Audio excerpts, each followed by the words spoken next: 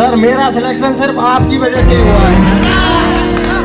तो सर मेरे अंदर कोई एक्चुअली चीज़ कुछ बहुत बच्चे कमी थी। कुछ लोग जो आए हुए हैं कि सर ये सर्वे पहली होती होगा, ये रियलिटी है भाई। ये हमारा जुड़ाव है दिल का एक्चुअली। भाई मैं सच बोल रहा हूँ, जो मेरा सिलेक्शन हुआ है केवल सर की वजह से हुआ है।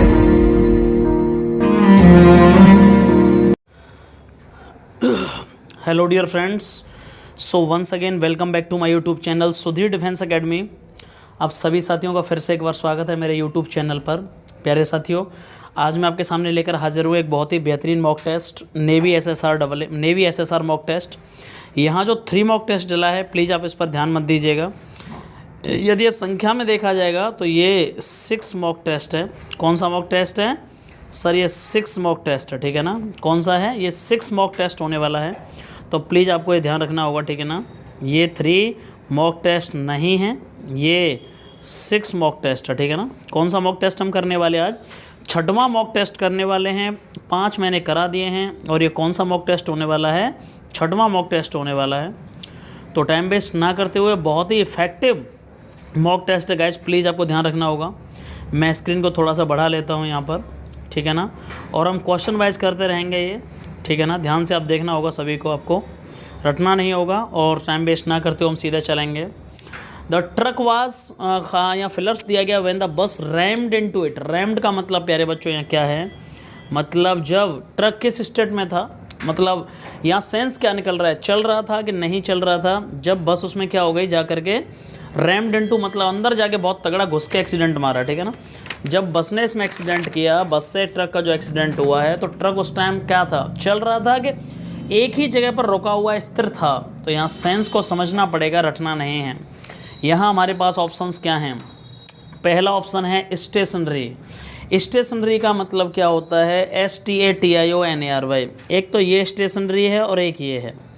इस स्टेशनरी का मतलब होता है ये नाउन है और ये स्टेशनरी क्या है? एक एडजेक्टिव है, ठीक है ना। तो पहले तो ये बताओ, टू बी की वर्ब के बाद में यहाँ नाउन का आना जरूरी है या एडजेक्टिव आएगा? तो टू बी की तुरंत वर्ब के बाद में भाई एडजेक्टिव आता है। तो पहली बात तो यहाँ आंसर डी होना चाहिए। दूसरा, आपको अर्थ से देखिएगा, स्टेशनरी का मतलब क्या है यहाँ पर? स्टेशनरी का मतलब है कॉपी किताब की दुकान है, वो सारी ऐसी दुकान जहाँ पढ़ाई से रिलेटेड सारी बच्चों के आर्टिकल्स मिलते हैं, स्टेशनरी मिलती है, उसे हम बोलते हैं। और इस स्टेशनरी का मतलब है कोई चीज़ जो रुकी हुई अवस्था में, ये एडजेक्टिव है। मशीनरी ऑप्शन हो नहीं सकता, यहाँ कोई सेंस नहीं है, उपकरण को बोलते हैं। और सर यहाँ पे ये वाला मशीनरी भी नहीं हो सकता, इसका भी कोई सेंस नहीं है। तो सही आंसर क्या होगा यहाँ पे? बहुत ही इंपॉर्टेंट चीज़ प्यारे बच्चों, यहाँ जो सही आंसर होने वाला है और वो होगा सर D फॉर डॉग, ठीक है ना। क्योंकि यहाँ अर्थ निकलेगा सर, ट्रक उस टाइम रुकी हुई अवस्था में था जब बस इसमें जा करके घुस गई, मतलब एक्सीडेंट हुआ। D is the right answer, ठीक है ना। सही आंसर लगाइए, D is the right answer. बहुत अच्छा क्वेश्चन है। Question number 2, there is nothing like staying at home for. Sir घर पर रहने से बजाय दुनिया में और कोई सुकून नहीं होता, ये अर्थ है। आई होप आपको पता होगा कंफर्ट क्या है। सर कंफर्ट एक अनकाउंटेबल नाउन है। क्या है सर? कंफर्ट एक अनकाउंटेबल नाउन है और अनकाउंटेबल नाउन से पहले कोई आर्टिकल नहीं आता, आपको पता होगा। कंफर्ट एक एब्स्ट्रैक्ट नाउन है, अनकाउंटेबल नाउन है। और there is nothing like staying at home. Sir कुछ भी अच्छा नहीं है, मतलब उतना अच्छा दुनिया में कोई चीज़ नहीं है। स्टेइंग घर पर रुकने से बजाय, ठहरने के बजाय घर पर, दुनिया में कहते ना सर घर ही सबसे बड़ी क्या है, वहीं जाकर सुकून मिलता है। तो कंफर्ट से पहले आंसर क्या होगा? No article is the right answer.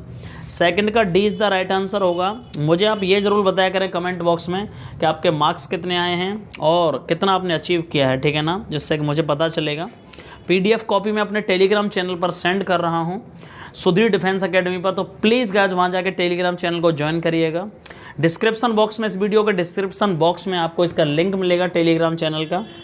चलिए आगे बढ़ते हैं। क्वेश्चन नंबर 3 क्या है? बहुत ही सिंपल क्वेश्चन है। That farmer may be old but he is. वो फार्मर बूढ़ा हो सकता है, बट किस सेंस में आता है? जब कोई चीज़ पहले सेंटेंस में कही गई, ठीक उसका अपोजिट बोलना हो। यहाँ कहा गया कि वो फार्मर देखने में बूढ़ा लग सकता है, बट एक्चुअली में सच में क्या है? तो जो बंदा बुढ़ा है, बट लगाएगी, तो बट इसका ओल्ड का ठीक उल्टा का मतलब है, कुछ ऐसा कहना पड़ेगा, पॉजिटिव वर्ड कहना पड़ेगा। तो यहाँ लेस एनर्जेटिक सही है, मोर एनर्जेटिक, मोस्ट एनर्जेटिक या एनर्जेटिक। सर यहाँ लेस और मोर और मोस्ट क्यों नहीं आएगी? द फार्मर में भी ओल्ड, ये भी पॉजिटिव डिग्री है, तो दूसरा एडजेक्टिव भी हम पॉजिटिव डिग्री में ही बोलेंगे। हम मोर और मोस्ट क्यों लगाएंगे, यहाँ कंपैरिजन नहीं है, ये भी नहीं होगा, ये भी नहीं होगा। अब ये बताओ सेंस के हिसाब से लेस एनर्जेटिक होगा कि energetic? Sir D is the right answer होगा। क्या होगा? D is the. फार्मर देखने में बूढ़ा है बट वो है कैसा? एनर्जेटिक है प्यारे साथियों, तो D is the right answer. आगे बढ़ते हैं सर, क्वेश्चन नंबर क्या है 4। द मॉनिटर टेक्स केयर, पहले तो ये बताइए टेक केयर के साथ फिक्स प्रीपोजिशन क्या आता है? Take care of. I hope आपको पता होगा।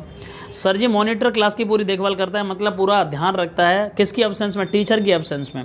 तो यहाँ ये बताइए the for the absence of teacher और इन आएगा, यहाँ एब्सेंस से पहले इन आएगा, the class in the absence of teacher, और टेक्स केयर के साथ में फिक्स प्रीपोजिशन ऑफ आएगा। इसलिए सर पहले वो ऑप्शन हटा दीजिए, टेक केयर के साथ में इन नहीं आ सकता, ड्यूरिंग नहीं आ सकता, ऑफ आ सकता है लेकिन यहाँ फोर नहीं आएगा, इसलिए ऑप्शन भी नहीं है। तो सही आंसर क्या? फोर्थ का B is the right answer. Monitor ने सर क्लास का एक देखभाल करता है पूरी complete, take care of sir in the absence of a teacher. I hope आपको क्लियर हुआ होगा। फिफ्थ क्वेश्चन क्या है? बहुत ही सिंपल क्वेश्चन है sir. When he saw the fish, यहाँ ही है, ये बी नहीं है। जब उसने फिश माने मछली को स्विमिंग तैरते हुए देखा रिवर में, रिवर में जब मछली तैरती है तो ना तो ऊपर होती ना नीचे, मतलब पानी में होती है अंदर, तो उसे हम क्या बोलेंगे? ऑन। ऑन नहीं आ सकता। बिसाइड्स बगल होता है, के अलावा एट नहीं आएगा, लिखे in is the right answer. Sir when he saw the fish swimming the river he was extremely happy, in the river होगा, ठीक है ना। फिफ्थ का सही आंसर क्या है? C is the right answer प्यारे साथियों। एंड आगे बढ़ते हैं question number 6। The railway coaches, ओहो ये बहुत अच्छा क्वेश्चन है प्यारे साथियों। रेलवे कोचेज एक से ज़्यादा है? एक से ज़्यादा है, प्लूरल है, पहले तो प्लूरल वर्ब आएगी। इज ऑप्शन हट गया क्योंकि प्लूरल सब्जेक्ट प्लूरल है, ये प्लूरल है। यहाँ भी इसे हटा दिया क्योंकि ये भी प्लूरल है। By the integral coach factory, किसी कोच फैक्ट्री के द्वारा रेल के डब्बे बनाए जाते हैं। ये बताओ जब कोई काम किसी के द्वारा किया जाए तो आपको आई होप पता होगा वो पैसिव में बोला जाता है। पैसिव का मतलब होता है हेल्पिंग वर्ब प्लस के वर्ब की थर्ड फॉर्म। अब यहाँ आर के साथ मैन्युफैक्चर क्यों नहीं आ सकती? दुनिया में ऐसा कोई सेंटेंस नहीं है जिसमें आर के साथ वर्ब की फर्स्ट फॉर्म आए, ठीक है ना, इसलिए ऑप्शन नहीं हो सकता। आईएनजी होता तो हम चलो मान सकते थे कि कंटिन्यूस में आ जाता है। इसलिए सर ये पैसिव है प्रेजेंट इंडेफिनिट का, कि रेलवे जो कोचेज हैं वो किसी कोच फैक्ट्री चेन्नई के द्वारा बनाए जाते हैं। तो सर आर मैन्युफैक्चर्ड होगी, आर इसलिए होगा सर क्योंकि डिब्बे एक से ज़्यादा हैं, सब्जेक्ट प्लूरल है, इसलिए बी इज़ द 6 क्वेश्चन का answer, B is the right answer. Question number 7 बहुत अच्छा क्वेश्चन है। टू ईट एन अम्बल पाई, आप कहेंगे सर ये क्या पूछा गया यहाँ पर? प्यारे बच्चों यहाँ पर पूछा गया है आइडम्स फ्रेज क्या होगा? आइडम्स फ्रेज का मतलब होता है सर लोकोक्ति और मुहावरे, पूरे ऊपर क्वेश्चन में दिया गया, ध्यान से आप देखिएगा, क्लियरली लिखा गया है कि सर इसका एडम्स फ्रेज क्या होगा? टू ईट अम्बल पाई। ईट का मतलब होता है देखा जाए तो खाना, अम्बल पाई, अम्बल मतलब सर प्यार से, पाई माने में कुछ नहीं बोला, वहाँ उन्होंने मुझे बुलाया और प्यार से उन्होंने मेरी बेइज्जती करी, मतलब मुझे प्यारे अच्छे तरीके से मतलब मेरी ली गई, ठीक है ना। तो इसका मतलब यहाँ क्या है? जब भी आप कहीं जाते हैं आपको किसी ने खाने पर बुलाया और वहाँ खाने पर न बुलाकर बल्कि आपको बेइज्जत किया जाए और आपके प्यार से मतलब आपको पता चल जाए कि हाँ ये लोग मेरी तारीफ़ नहीं मतलब ले रहे हैं, तेरी कह के लूँगा, वो वाली सिचुएशन है। तो टू फील डाउन ट्रोडन, बहुत ही ज़्यादा गरीबी फील होना, मतलब नहीं, ये ऑप्शन नहीं होगा। टू डिफीट, हार मान लेना, ये भी नहीं है। टू बी ह्यूमिलेटेड, ऐसा फील होना कि सर बेइज्जत हुआ हूँ मैं, बेइज्जती हुई है, टू बी ह्यूमिलेटेड, इसलिए सही आंसर क्या होगा? C is the right answer. 7 question का सही आंसर क्या है? C is the right answer. सही क्वेश्चन क्या होगा? C is the right answer होगा प्यारे बच्चों। एंड आगे चलते हैं, टू ब्रेक द आइस, बहुत ही अच्छा क्वेश्चन है। To break the ice, ice का मतलब यहाँ बर्फ़ नहीं है, वैसे बर्फ़ होता है, ब्रेक माने जब आप बर्फ़ को तोड़ते हो तो बताओ कैसी आवाज़ आती है? बर्फ़ को माना जाता है शांति का प्रतीक, मतलब शांत एक जगह पर रहती है, पानी चलता रहता है।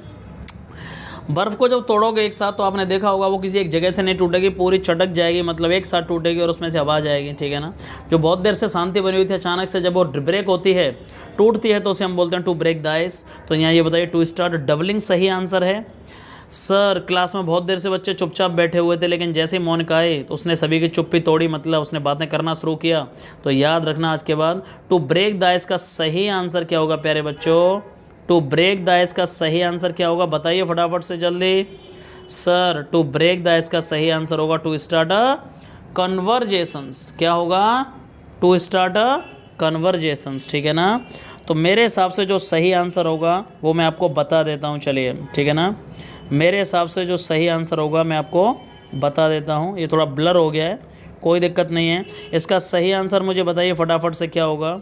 मेरे हिसाब से होगा sir to start a conversation, मतलब वार्तालाप का शुरू होना, ठीक है ना। क्वेश्चन नंबर 9 क्या है, बहुत ही अच्छा क्वेश्चन है सर। आई प्रेफर टी मोर देन, याद रखिएगा प्रेफर एक ऐसी वर्ब है जिसके साथ हमेशा याद रखिएगा मोर देन कॉफ़ी। क्या होगा प्रेफर के साथ में बताइए। I prefer tea more than coffee और I prefer tea more to coffee, I prefer tea to coffee. याद रखिएगा प्यारे बच्चों, प्रेफर एक ऐसी वर्ब है जिसके साथ देन नहीं आता, ना मोर देन आएगा, क्या आएगा, टू आएगा। और प्रेफर ऑलरेडी कंपैरेटिव सेंस में यूज होती है, इसलिए आई prefer T better than coffee. तो प्यारे बच्चों प्रेफर के साथ में आने वाला जो कंजंक्शन है वो क्या होगा, B is the right answer. क्या होगा, B is the right answer. Better than option में नहीं होगा, याद रखिए देन नहीं आ सकती, देन यहाँ नहीं आएगी, मच नहीं आएगा, B is the right answer, ठीक है ना। आगे बढ़ते हैं, चलिए क्वेश्चन नंबर क्या है 10वां, बहुत ही अच्छा क्वेश्चन है सर। 10वां क्वेश्चन होने वाला है, ही टोल्ड, उसने बताया, हिज टेल मतलब अपनी कहानियाँ, दुख की, वो माने दुख, विच टीयर्स इन, सर उसने अपनी आंखों में आंसू आते हुए और अपनी कहानी को पूरा। ये बताओ जब आप किसी कहानी को कहते हो तो उसके लिए टोल्ड लगाया जाता है या डिस्क्राइब लगाया जाता है कि नरेट यूज़ किया जाता है। आई होप आपने सुना होगा, ये पास्ट में बात चल रही है इसलिए सर नरेशन आपने सुने होंगे। नरेट का मतलब ये होता है किसी कहानी का वर्णन करना, जो पुरानी आपकी कहानी है पास्ट में, उसको हम नरेट बोलते हैं, इसलिए सही आंसर होगा ए। सर आप कहोगे डी क्यों नहीं होगा, ये प्रेजेंट की बात नहीं है, पास्ट की बात चल रही है। उसने आंखों में आंसू लेते हुए अपनी कहानी को बताया था कि क्या हुआ था उसके साथ। तो प्यारे साथियों 10वें का सही आंसर क्या होगा, ए इज़ द राइट आंसर। याद रखना नरेट, टोल्ड नहीं आती, टोल्ड माने होता है प्रेजेंट में जो बातें आप कह रहे होते हैं किसी से, टेल और टोल्ड। बट याद रखना नरेट वो वर्ब है जब यूज़ करते हैं जब स्पेशली आपकी पुरानी जो बातें हैं उनका आप नरेट स्टोरी सुना रहे हो, उनके लिए नरेशन यूज़ किया जाता है। आई होप आपको समझ में आ रहा होगा। आगे चलते हैं क्वेश्चन नंबर 11। कोई भी चीज़ सर जो एसोसिएटेड विद गॉड और रिलीजन, भगवान से संबंधित या धर्म से संबंधित होती है, उसे गॉडली बोलना सही होगा कि होली। अमली तो हो नहीं सकता, अमली तो मतलब होता है बहुत ही आदर के साथ, नहीं। वर्चुअस माने होता है सदाचारी या गुणी, सदाचारी गुणी वो नहीं होगा सर। होली माने होता है पवित्र, मतलब related to God, related to like religion. और गॉडली सही आंसर यहाँ नहीं। गॉडली का मतलब होता है भगवान के हाथ में होना कोई चीज़, तो गॉडली शब्द ज़्यादा सही नहीं है। कोई भी चीज़ जो धर्म या भगवान से रिलेटेड है वो पवित्र मानी जाती है और इसलिए हम उसे होली यूज़ करते हैं शब्द, ठीक है ना। ये वन वर्ड सब्सटीट्यूशन है। अब यहाँ हमें करेक्टली स्पेल्ड वर्ड छांटना होगा प्यारे साथियों, तो करेक्टली स्पेल्ड वर्ड मुझे जल्दी बताइएगा। पॉसिबिलिटी की सही स्पेलिंग क्या है, पॉसिबल में क्या आता है, POSSIBILITY। पॉसिबल POSS होता है, डबल एस इसमें नहीं है इसलिए हटा दीजिए। इसमें डबल एस है POSSIBI, लेकिन LTY नहीं होगा, LITY। यहाँ भी LTY है, इसलिए सर पॉसिबिलिटीज़ का सही आंसर 12 का C is the right answer है। 12 का सही आंसर क्या है sir, C is the right answer है। 12 का सही आंसर क्या है प्यारे बच्चों, C is the right answer, इसलिए सही आंसर लगाइए, C is the right answer. 15 question 13, blessings से कहते हैं जब आप बोलते हो सर मेरी ब्लेसिंग्स आपके साथ हैं, आपकी ब्लेसिंग्स हमारे साथ हैं, अपनी ब्लेसिंग्स को बनाए रखिए, मतलब आशीर्वाद, अच्छी बातें, मतलब मेरी पूरी सद्भावना आपके साथ है, ठीक है ना। और जब आप किसी को गाली देते हैं अपोजिट मतलब तो कहते हैं go to hell, go to curse, मतलब तुम्हारे साथ बुरा हो। थैंक्स ऑप्शन नहीं होगा, थैंक्स माने शुक्रिया। गुड विशेष इसका सिनोनिम्स है, इनकरेज भी इसका सिनोनिम्स हो सकता है, किसी को प्रोत्साहित करना, बढ़ावा देना। कर्स माने होता है पाप, किसी को गाली देना, बुरा बोलना, पाप बोलना, ठीक है ना। तो ब्लेसिंग्स का opposite curse is the right answer, D is the right answer. Export का बताइए अपोजिट क्या होता है, एक्सपोर्ट माने क्या होता है, बाहर माल को भेजना और बाहर से माल को बचाना, उसे हम क्या बोलते हैं, इंपोर्ट बोलते हैं। तो सर 14 का सही आंसर क्या है, B is the right answer प्यारे बच्चों, B is the right answer. Sell माने बेचना, मोर्टगेज कैसे कहते हैं, याद रखना, गिरवी रखना, कहते हैं ना सर मैंने चीज़ गिरवी रख दी है, ये ऑप्शन नहीं होगा, नहीं ये होगा। तो 14 का सही answer B is the right answer. आगे बढ़ते हैं, बहुत ही अच्छे क्वेश्चन होने वाले हैं स्पॉटिंग एरर के, तीनों में स्पॉटिंग एरर को आपको छांटना है। He always tell the truth, note down करिए आज के बाद, जब भी द ट्रुथ आ गया तो वहाँ टेल द ट्रुथ नहीं यूज होता है, स्पीक द ट्रुथ होता है। याद रखना जब भी ट्रुथ आएगा उसके साथ क्या आएगा, स्पीक द ट्रुथ, इंग्लिश में फिक्स है। कभी भी टेल द ट्रुथ नहीं होगा, ट्रुथ से पहले दा लगी रहेगी, तो वहाँ स्पीक वर्ब यूज कर सकते हैं। Speak the truth is the right answer, ठीक है। टेल द ट्रुथ नहीं होगा, इसलिए सर यहाँ किस पार्ट में गलती है, सर यहाँ बी पार्ट में गलती है। टेल की जगह पर क्या आएगा, स्पीक आएगा। ये फिक्स है क्या सर, हाँ ये फिक्स है भाई। The cow as well as the horse, जब दो सब्जेक्ट एज वेल एज से जुड़े होंगे तो आने वाली हर चीज़ पहले सब्जेक्ट के अकॉर्डिंग आएगी, जो कि सिंगुलर है तो यहाँ पर वर आएगी कि वाज आएगी, सर वाज आएगी। गाय के साथ साथ घोड़े भी चुरा लिए गए किसी के द्वारा, वर्ब के साथ वर्ब की थर्ड फॉर्म है, मतलब पैसिव बॉयज़ है। तो सर काउ सिंगुलर नाउन है, इसके हिसाब से यहाँ वर आएगी कि वाज आएगी। 16 क्वेश्चन का आंसर होगा, सी पार्ट में गलती है। और आगे बढ़ते हैं sir 17 part. He is really senior, senior के साथ देन नहीं आती, हमेशा फिक्स प्रीपोजिशन है। कुछ ऐसे एडजेक्टिव हैं जो अपने साथ टू लेते हैं, senior, junior, superior, prior, ulterior, anti and ulterior. Okay, इनके साथ में देन नहीं आती, हमेशा क्या आएगी, ऑलरेडी ये कंपैरेटिव डिग्री में यूज होते हैं, इसलिए इनसे पहले मोर और मोस्ट भी नहीं आएगी। और सर यहाँ आंसर क्या होगा, देन की बजाय two is the right answer. And 18 question बहुत अच्छा होने वाला है, direct and indirect speech. He said to me where does she live, इसका सर इनडायरेक्ट स्पीच बनाइए, इंटरोगेटिव वाक्य है, तो सर सेड टू किस में चेंज हो जाएगा, आस्क्ड में चेंज हो जाएगा।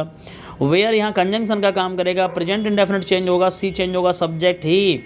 और सर ये बताइए सी के अकॉर्डिंग ये ही का हो गया सी, ठीक है।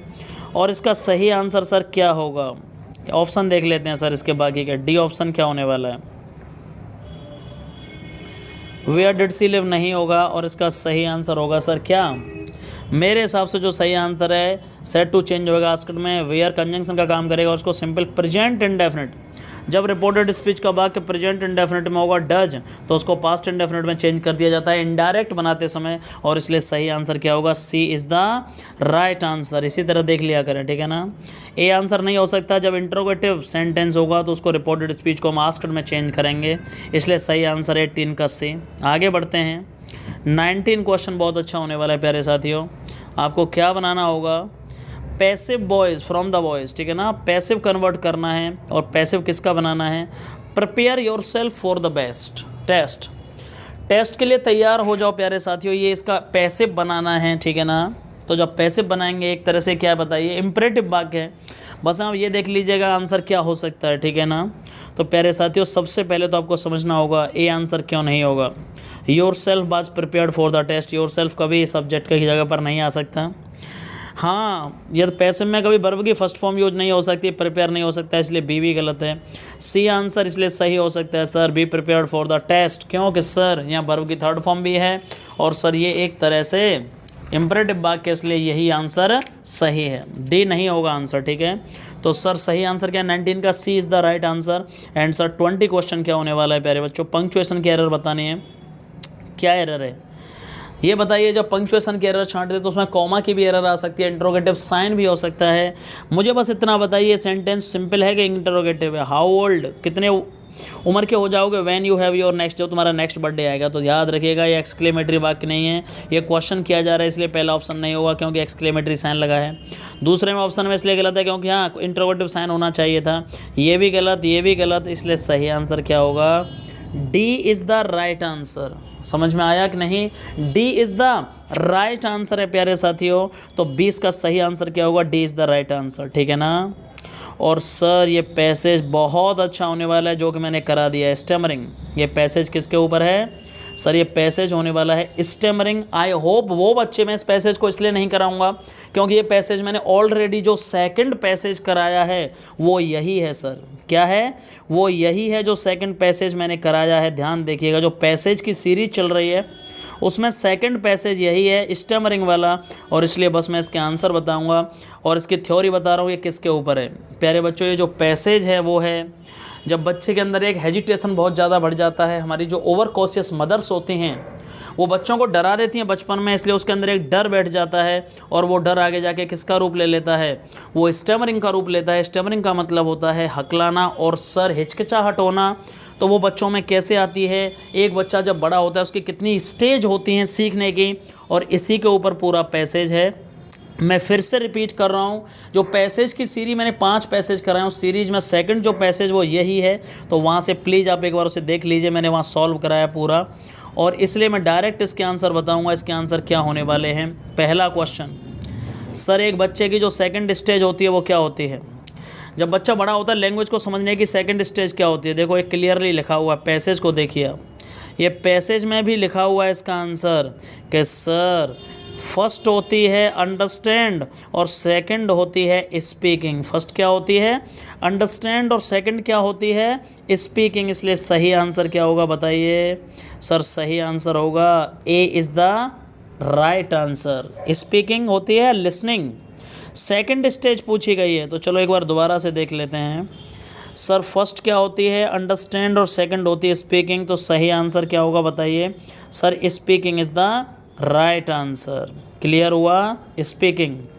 22वां क्वेश्चन क्या होने वाला है? मेनली क्या रीजन होता है? Basically the reason for developing a fear in the child's mind. बच्चे के दिमाग में जो डर पैदा होता है उसका मेन रीजन कौन होता है? इसका आंसर भी पैसेज में लिखा रहता है, जो हमारी ओवर कॉशियस मदर्स होते हैं। ओवर कॉशियस मदर्स डू इस फ्रेट अलॉट, बच्चे के दिमाग में डर पैदा कर देती हैं, जो बाद में किसका रूप ले लेता है? स्टैमरिंग का। तो कौन जिम्मेदार है इसके लिए? हमारी जो ओवर कॉशियस मदर्स हैं वही जिम्मेदार हैं। तो 22वें क्वेश्चन का सही answer B is the right answer. और स्टैमरिंग का मुख्य कारण क्या है बताइए? स्टैमरिंग किसके कारण होती है? फिजिकल डिसऑर्डर है या सेल्फ कॉन्फिडेंस की कमी हो जाती है? इसका भी आंसर दिया गया sir, stammering is a habit disorder, जिसमें कि क्या हो जाती है? लैक ऑफ सेल्फ कॉन्फिडेंस से जुड़ी बीमारी, जिसमें आत्मविश्वास की कमी हो जाती है। इसलिए सही आंसर क्या होगा प्यारे बच्चों? लगाइए इसका सही आंसर 23वें क्वेश्चन का, C is the right answer. और आगे बढ़ते हैं सर 24वां क्वेश्चन, जब बच्चा 2 साल का हो जाता है तो वो क्या क्या सीख जाता है? यहाँ पैसेज में क्लियरली लिखा हुआ है। पहली स्टेज होती है क्या? पहली स्टेज होती है अंडरस्टैंड, ठीक है ना, फर्स्ट अंडरस्टैंड होती है। दूसरी क्या होती है? स्पीकिंग। और ये दोनों कितनी एज में डेवलप हो जाती हैं? At the age of 2। जब बच्चा 2 साल का होता है तो अंडरस्टैंड और स्पीक दोनों आ जाती हैं। इसलिए इसका सही आंसर क्या होगा? सर जब बच्चा 2 साल का होता है, C is the right answer, ठीक है ना। जब बच्चा 2 साल का होता है तो क्या सीख जाता है? सर अंडरस्टैंड और स्पीक करना दोनों आ जाते हैं। और लास्ट क्वेश्चन क्या होने वाला है प्यारे साथियों? ऐसे रोगियों को फ्लुएंसी मतलब कब बोल पाएंगे ऐसे रोगी? इन रोगियों को कैसे? डंडे से मार के, डंडा मार के, पनिशमेंट दे के, सिम्बोसिस करके, या केवल प्यार से? इनको केवल प्यार से ही समझाया जा सकता है, तभी इनमें बदलाव आएगा। अदरवाइज आप चाहोगे ना मार करके। इसका आंसर कहाँ दिया गया प्यारे साथियों?